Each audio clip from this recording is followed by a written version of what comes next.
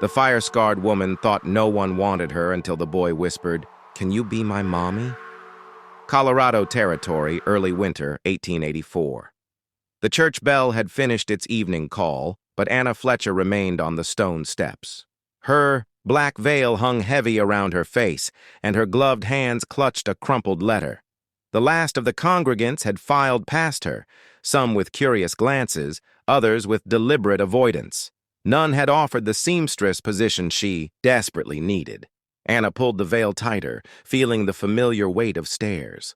Even through the fabric, she could sense their discomfort. The fire had taken more than her home 3 years ago. It had taken her face, her future, her hope of ever being seen as anything but a monster. She unfolded the letter, though she had memorized every harsh word. "We regret to inform you that the position has been filled by someone more suitable for our clientele." From across the street, 2 women whispered behind their fans. "Poor thing," one said, not meaning to be kind. "Imagine having to look at that face every day. No wonder she covers it." Anna's breath caught. She lowered her head, shoulders curling inward. The scars beneath the veil burned as if the flames were licking at her skin all over again. Small footsteps tapped against stone. Then a child's voice, clear and unafraid. "Are you hurt?" Anna looked up. A boy no older than 4 stood before her, eyes wide with genuine concern. He wore a coat too big for his small frame, sleeves rolled up clumsily, dark hair stuck out from beneath a worn cap, and his boots were scuffed from running. Anna wiped at her eyes beneath the veil. "No, sweetheart. I'm just—" She paused, tried to find words a child would understand. "Just a little sad." The boy studied her seriously, head tilted. "Did somebody say mean words to you?" Anna's throat tightened. "Something like that." He stepped closer, unafraid of her covered face. "Papa says mean words come from scared hearts." He looked around, then back at her. "Do you got a little boy?" Anna shook her head. "No children." "Do you got a husband?" Another shake. "No one would want me." The child stepped even closer. His small hand reached out, touched her gloved fingers with the fearless curiosity only children possessed. "Can you be my mommy?" Anna froze. The words hit her like a physical blow, stealing her breath. A deep voice spoke from behind them. "Tommy." Anna looked up. A man had approached, silent on his feet, tall and broad-shouldered with dark hair and tired eyes. His clothes were clean but patched, his boots worn from honest work.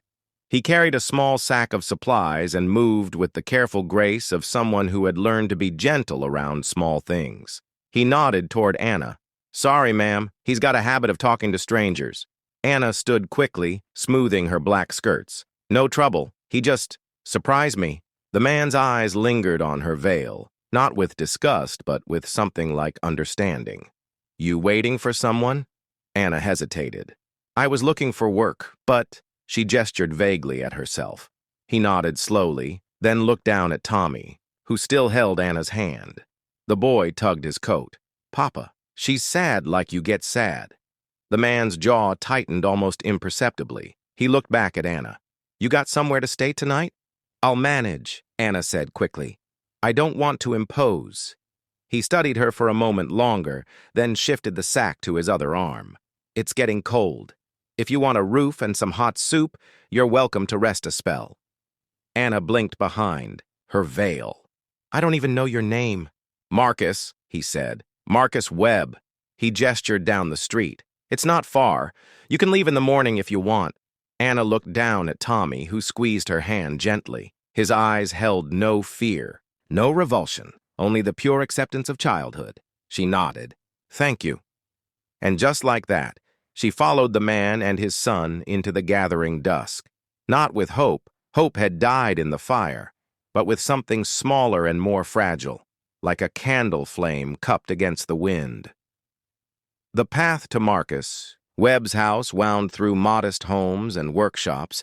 The sky had deepened to indigo by the time they reached it, a small cabin with a wide porch and smoke curling from the chimney. Anna hesitated at the gate. Tommy pulled her hand gently. "It's warm inside," he whispered, like sharing a secret. Marcus opened the door without ceremony. The single room was sparse but clean, a stone hearth, a rough-hewn table, 2 chairs, and a small bed tucked in the corner. Shelves lined one wall, holding tools and a few well-worn books. "You can hang your coat there," Marcus said, gesturing to a peg by the door. Anna kept her veil in place but removed her thin coat. Her dress was black wool, serviceable but worn, thin at the elbows. Marcus moved to the hearth, stirring a pot that smelled of venison and potatoes. "I should explain," Anna said quietly. My appearance might—" "Tommy," Marcus interrupted gently, "show Miss Anna where to wash up." The boy led her to a basin in the corner. Anna splashed water on her gloved hands, keeping the veil secure. When she turned back, Marcus was ladling soup into wooden bowls. "I didn't invite you here expecting anything," he said without looking up, "and I don't need explanations unless you want to give them." They ate in near silence. Tommy chattered between spoonfuls, telling Anna about the chickens behind the house and the cat that visited but wouldn't stay. Marcus said little, but his eyes tracked his son's every movement with quiet devotion. After supper, Anna stood. "Thank you for the meal. I should find somewhere—" "Papa," Tommy interrupted, sliding from his chair, "she can't go. It's dark and cold." He looked up at Anna with serious eyes. "Bad things happen to ladies alone in the dark." Marcus's face tightened. "Tommy, that's enough." But Anna knelt down to the child's level. "What do you mean, sweetheart?" Tommy glanced at his father, then back at her. "That's what happened to Mama. She went out alone and the bad men hurt her." The silence that followed was thick as winter air. Marcus set down his spoon with careful control. "Tommy, go get ready for bed," he said quietly. "But Papa—" "Now." The boy scurried to the corner, pulling a nightshirt from beneath the mattress. Marcus stared into the fire, his jaw working. Anna sat back down carefully. "I'm sorry. I didn't mean to bring up painful memories." Marcus was quiet for a long moment. Then, she wasn't his real mother. Anna waited. Found him when he was barely 2. His parents died of fever and nobody else wanted him. Marcus's voice was steady, controlled. Sarah took him in like he was born to her. Loved him fierce. He poked at the fire with an iron rod. 3 months ago, she went to visit her sister in the next town over. Never made it. Found her wagon, overturned, horses gone. His knuckles were white around the poker. Men who did it were never caught. Anna's heart clenched. "Oh, Marcus." He keeps asking when she's coming home. Marcus looked toward Tommy, who was struggling with his nightshirt. "I don't know how to tell a 4-year-old that some people are just evil." Anna watched the little boy, her chest tight with familiar pain. "You don't have to tell him. Just love him through it." Marcus looked at her sharply. "You sound like you know." Anna's fingers found the edge of her veil. "The fire that did this, it wasn't an accident." Marcus went still. "My fiancé decided he didn't want a wife anymore. Decided the cleanest way to break our engagement was to make sure no other man would want me either." Her voice didn't shake. She'd told this story too many times for tears.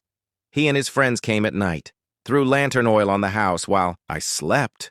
"Christ," Marcus breathed. "I got out, barely, but—" She gestured at her hidden face. "He was right. No man looks at me twice now. I'm unemployable, unmarriageable, untouchable." Tommy appeared beside them in his nightshirt, yawning. He climbed onto Anna's lap without hesitation, curling against her chest like a sleepy kitten. "Papa," he murmured, "Miss Anna smells like flowers." Marcus watched his son settle against the veiled woman.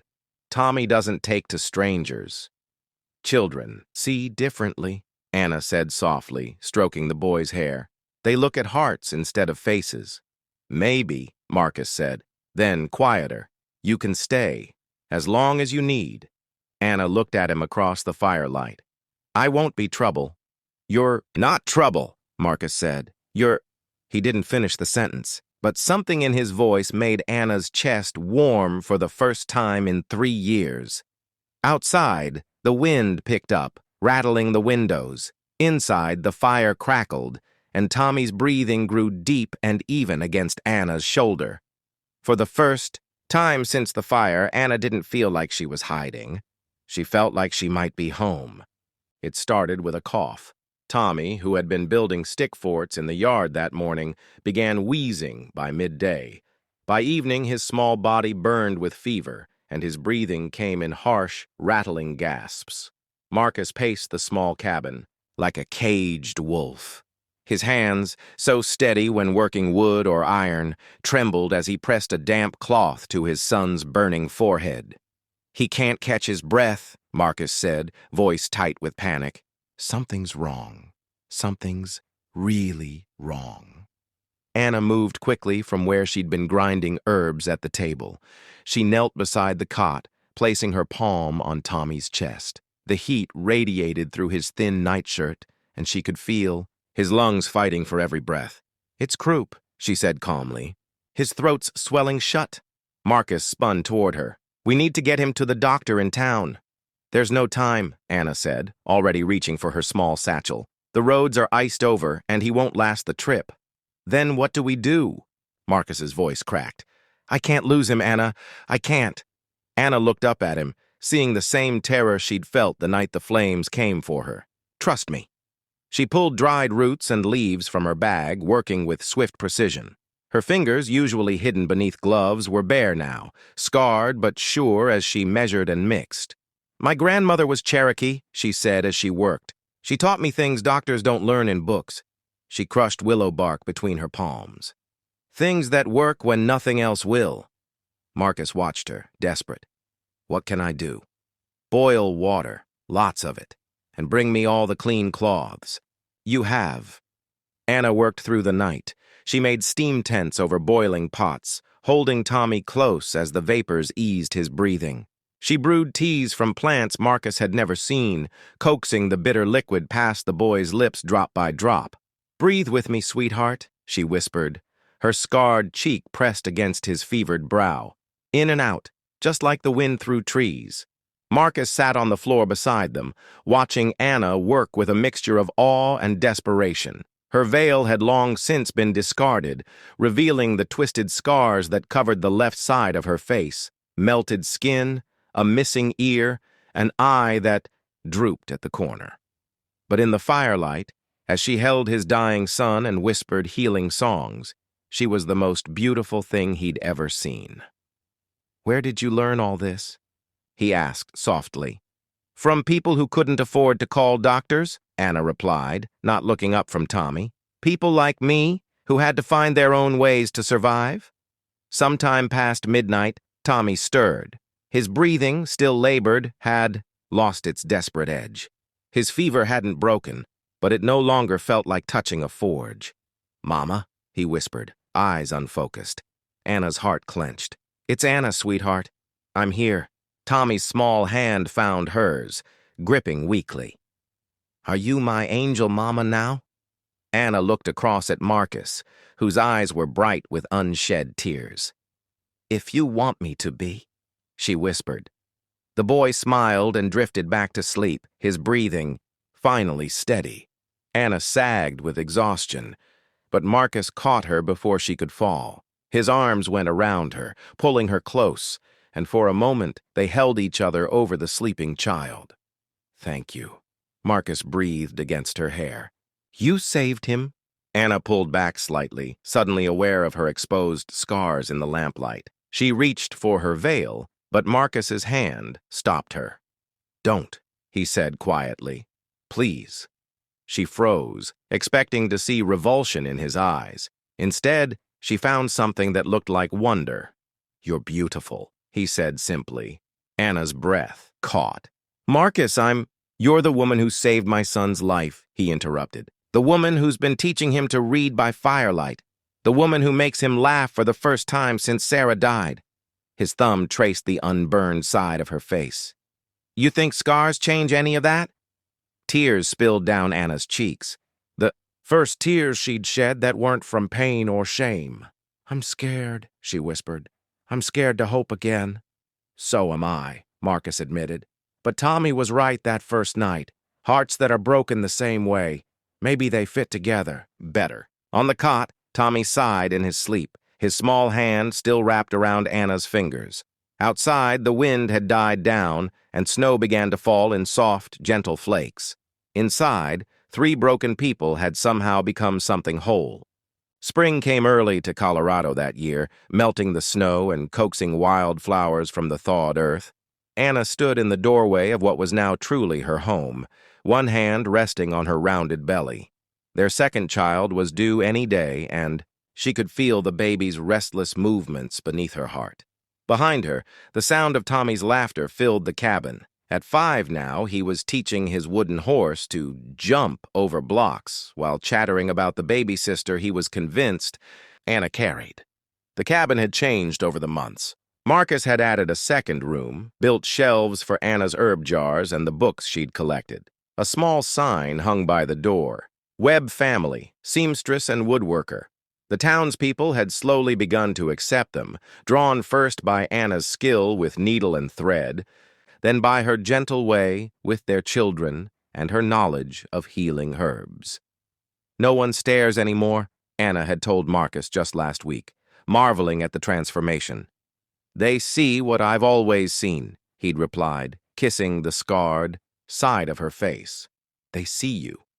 Now, on this warm April morning, something long overdue was finally happening. They were getting married. Not in a church. Anna had no desire to face the whispers and judgment that might still linger there. Instead, they'd chosen the meadow behind their home, where wildflowers bloomed in purple and yellow waves, and the mountains stood sentinel in the distance. Anna wore a dress she'd sewn herself, soft blue cotton with tiny pearl buttons and delicate embroidery around the sleeves. Her hair was braided with wildflowers, and for the first time in 4 years, she wore no veil. The scars were still there, would always be there, but they no longer defined her. Marcus waited for her beneath the old oak tree, hands trembling more than they had the night he'd held Tommy's fevered body. He wore his best shirt, the one Anna had mended so many times it was more her stitches than original fabric, and his hair was slicked back with water that was already beginning to curl loose in the spring breeze. Tommy ran ahead, scattering flower petals with more enthusiasm than accuracy, his face bright with joy. A handful of neighbors had come, the blacksmith and his wife, the woman who ran the mercantile, the preacher's family who had been the first to truly welcome Anna. They stood face to face under the sprawling branches, hands joined, hearts full. "I don't have rings," Marcus said, echoing words from a story Anna had once read. "And I don't have much to offer except this home, this life, this love." Anna smiled, her scarred face radiant in the dappled sunlight. "I don't need riches," she said. "I just need you, both of you." The preacher spoke the ancient words, but Anna barely heard them. She was lost in Marcus's eyes, in the weight of Tommy's small hand on her wrist, in the flutter of new life beneath her heart. When they kissed, Tommy cheered and the neighbors clapped, and somewhere in the distance, a meadowlark sang. That night, Anna's labor began. Marcus didn't pace this time. He stayed close, holding her hand, whispering encouragement as she brought their daughter into the world. When the baby's first cry filled the cabin, Tommy pressed his face to the bedroom door, calling, "Is that my sister? Can I see her now?" Anna cradled the tiny girl, perfect and whole, with Marcus's dark hair and what would surely be his steady eyes. "Look what we made," she whispered to her husband. Marcus touched the baby's cheek with one gentle finger. "She's beautiful, like her mother." Tommy finally burst into the room, climbing carefully onto the bed. He stared at his sister with wonder, then looked up at Anna. "Mama, she doesn't have any marks like you do." "No, sweetheart, she doesn't." "That's okay," Tommy said solemnly. "You got enough brave marks for all of us." Anna's throat tightened with emotion. "Tommy, it's true," the boy continued. "Papa told me. He said your marks show that you fought fire and won. That makes you the bravest mama in the whole world." Anna looked at Marcus, who was watching them both with tears in his eyes. She thought of that day on the church steps, when she'd been convinced no one would ever want her, when a little boy's innocent question had changed everything. "What should we call her?" Marcus asked. Anna looked down at her daughter, then at Tommy, then at the man who had loved her scars and all. "Hope," she said. "Her name is Hope." Outside, The Colorado wind carried the scent of wildflowers and new beginnings across the meadow. Inside, a family that had been built not from blood or expectation, but from choice and love, welcomed their newest member. Anna had once been a woman no one wanted. Now she was exactly where she belonged, scarred and beautiful, claimed and cherished, surrounded by the love that had grown from a child's simple question and a man's open heart. They were no longer three broken people trying to survive. They were one family, whole and healed and home.